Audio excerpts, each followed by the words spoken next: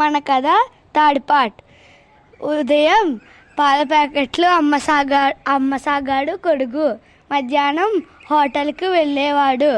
సాయంత్రం ఏమో పిల్లలకు ప్రైవేట్ చెప్పేవాడు.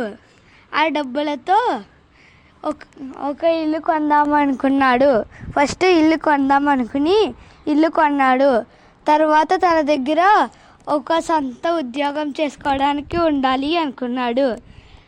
లక్కీగా తను పనిచేస్తున్న హోటల్లోనే ఉద్యోగం ఆ హోటల్ అమ్మేద్దామని అనుకున్నారు. 3 లక్షలు అని చెప్పారు. తన దగ్గర 1,00,000 రూపాయలే ఉండడంతో ఆ 1,00,000 ఇచ్చి మీరు కూడా ఇక్కడే ఉండండి అని చెప్పాడు. దానితో అందరూ షాక్ అయ్యారు.